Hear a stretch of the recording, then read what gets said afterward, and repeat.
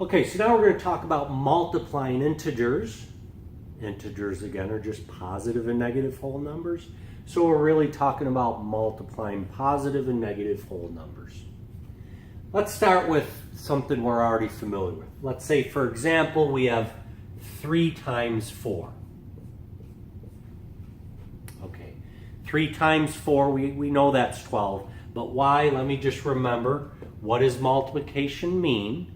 It means, this means we add 4 3 times. Or, so I add 4 3 times.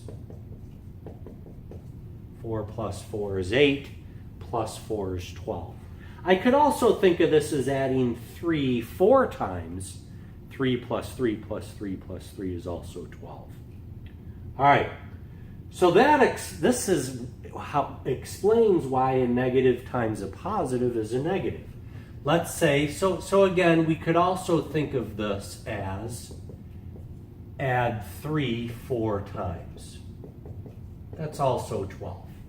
All right, but now let's look at this rule. What is negative 3 times 4?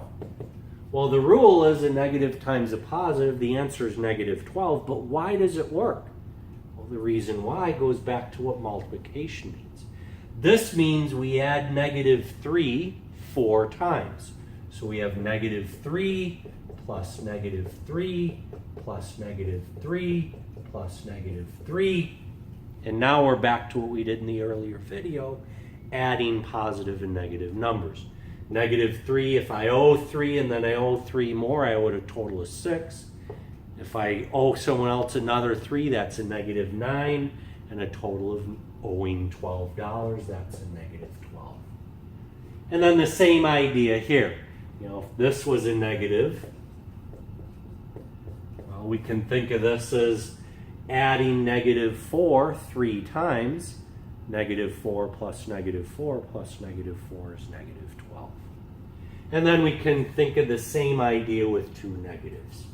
So now that we got those rules, let's just do a few examples. What is 5 times negative 3? Well, a positive times a negative is a negative, and 5 times 3 is 15, so we get negative 15. What if we had negative 6 times negative 5? Well, a negative times a negative is a positive. 6 times 5 is 30, so we get positive 30. What if we had more than 3 numbers? Negative 2 times negative 3 times negative 2. Well, whenever you have an odd number of negative signs, the answer is negative. Why? Because an even number of negatives, 2, an even number of negatives is a positive, and when you take a positive and multiply it by a negative, you get a negative. So you could do this step by step.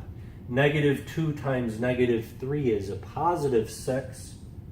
Positive 6 times negative 2 is a negative 12. But I think the easiest way to do this is just multiply. 2 times 3 is 6. 6 times 2 is 12. And then count, how many negative signs do you have? Well, there's an odd amount. 3 negatives is odd. That's why the answer is negative.